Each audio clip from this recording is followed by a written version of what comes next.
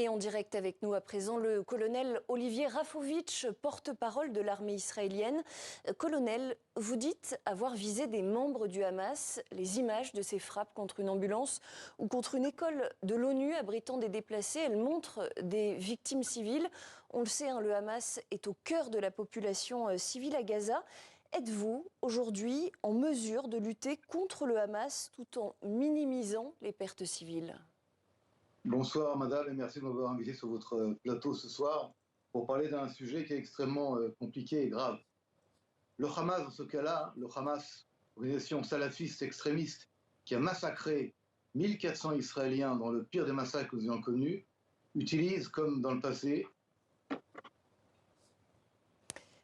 Alors on a vraisemblablement perdu le colonel Olivier Rafovitch.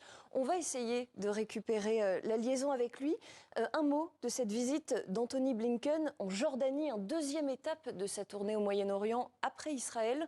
Le chef de la diplomatie américaine a rencontré le Premier ministre du Liban. Il devait également s'entretenir avec le roi Abdallah II de Jordanie. Les deux hommes avaient prévu également des entretiens avec plusieurs ministres des Affaires étrangères de la région, Égypte, Arabie Saoudite, Émirats Arabes Unis et Qatar. On a retrouvé la liaison avec vous, colonel Rafovitch. La question que je vous posais, c'était êtes-vous aujourd'hui en mesure de lutter contre le Hamas tout en minimisant les pertes civiles? Je vous laisse poursuivre. Merci. Juste pour ce grave événement qui montre une ambulance touchée, mais l'ambulance transportait non pas des blessés ni des malades, mais des opératifs, des membres du Hamas qui utilisent les ambulances comme moyen de mouvement d'un endroit à l'autre. Et nos forces qui sont face au Hamas, je rappelle que nous avons 24 morts depuis maintenant quelques jours, à cause du Hamas et pas à cause d'autre chose, se cachent, les forces du Hamas se cachent dans ce genre de véhicules et les utilisent. Maintenant, la frappe n'a pas été en aucun cas contre l'hôpital, mais contre l'ambulance avec des blessés. D'autre part, vous me permettez, les images que nous voyons aujourd'hui sont des images filmées par le Hamas. Et troisième chose, le porte-parole qui parle du ministère de la Santé est un membre du Hamas, puisque le ministère de la Santé est aux mains du Hamas. Donc tout est ici Hamas, et malheureusement, l'information qui sort de Gaza aujourd'hui est tout sauf fiable. Encore une fois... Colonel... Attendez, juste je termine, s'il vous plaît. Ce qui est vrai, et là, ça c'est du côté ce que nous disons, c'est qu'il y a des civils qui sont otages du Hamas. Nous avons d'ailleurs aujourd'hui ouvert un couloir humanitaire de 1h à 16h sur la route de Salah ad-Din dans la ville de Gaza City pour que les gens puissent partir du nord vers le sud, justement pour trouver des endroits en dehors des combats.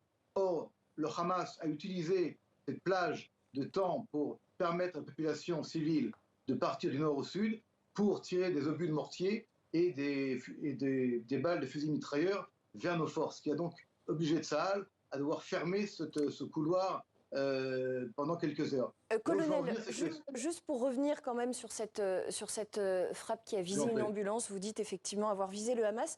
Comment êtes-vous sûr que ces ambulances, ce convoi d'ambulances transportaient des membres du Hamas, et êtes-vous aujourd'hui en mesure de le prouver? D'abord, nous sommes sûrs, nous avons les moyens sur place, nous avons des forces sur place, comme vous le savez, et nous avons des éléments qui appuient tout à fait notre action contre le Hamas. Vous avez des images, vous avez des images, parce que pour l'instant, les images montrent des civils. Madame, nous sommes en guerre, une guerre qui a été imposée par le Hamas. Celui qui est coupable de tout ce qui se passe à Gaza aujourd'hui, de ce drame humain à Gaza, c'est le Hamas. C'est lui que vous devriez interroger aujourd'hui, et lui que vous devriez mettre dans votre plateau en lui demandant pourquoi... Non, laissez-moi terminer, s'il vous plaît. Pourquoi le Hamas, n'est-ce pas, travaille, agit, tue au sein de sa propre population, met les Gazaouis en danger total alors qu'il y a une guerre. Cette guerre, c'est lui qui l'a faite le 7 octobre 2023. Le 6 octobre, c'était la paix et le cessez-le-feu. Le 7, il a ouvert les hostilités, il a massacré des Israéliens. Israël aujourd'hui mène une guerre obligatoire contre le Hamas. Et d'ailleurs, cette guerre, nous allons la gagner, et nous allons éliminer le Hamas. Non mais colonel, on le connaît, l'historique des événements, mais ça veut dire concrètement que vous êtes prêt aujourd'hui, l'armée israélienne, à violer le droit humanitaire international au nom de la lutte contre le Hamas? C'est une position que vous assumez, je vous pose la question. Non. Est-ce que vous vous rendez compte de votre question? Vous répétez votre question pour bien comprendre ce que vous me demandez. Je vous la pose et je peux vous citer le droit humanitaire international. Les attaques visant directement les civils ou des biens à caractère civil sont totalement interdites et constituent des crimes de guerre. Moi, ma question, elle est simple. Oui. Est-ce qu'au nom du Hamas, on peut commettre effectivement des crimes de guerre et violer le droit international? La réponse est non. La réponse est non. Nous sommes la seule armée éthique dans cette région-là du globe. Nous ferons tout pour éliminer le Hamas et éviter que des civils soient pris dans ces combats-là. C'est pour ça que depuis maintenant 3 semaines, nous appelons la population de Gaza, les Gazaouis, à partir du nord au sud, pour être en dehors des combats. Le problème, le grave problème, madame, c'est eux qui violent. C'est que le Hamas empêche et tire à balles réelles sur sa propre population pour ne pas partir dans les zones où il n'y a pas de combat. Le Hamas utilise les femmes et les enfants comme bouclier humain. C'est son ADN et malheureusement, si quelqu'un ici viole le droit, viole la vie, eh bien c'est le Hamas. Alors, c'est lui qui devrait être aujourd'hui au banc des nations et c'est lui qui aujourd'hui devrait être l'accusé central. On a bien compris votre propos, colonel. Votre armée, elle encercle désormais la bande de Gaza. Est-ce que cela présage... Non, elle encercle la ville. La ville de Gaza, tout à fait. Oui. Est-ce que cela présage un recentrage, un repositionnement stratégique? Est-ce que vous allez vous recentrer sur les opérations terrestres plutôt que sur les bombardements aériens? Est-ce qu'il y a un changement de stratégie en perspective?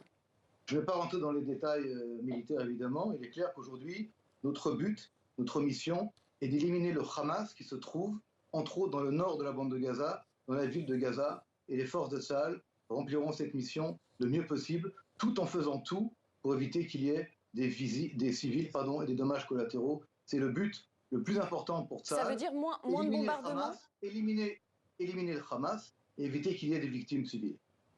Ça veut dire moins de bombardements?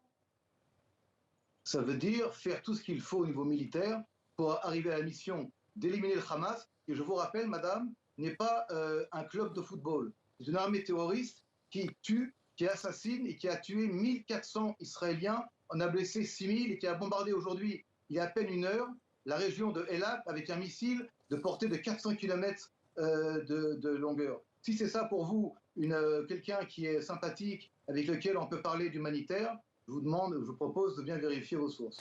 Et ça sera le mot de la fin. Merci beaucoup, colonel Rafovitch, d'avoir été en direct avec nous, porte-parole de l'armée israélienne.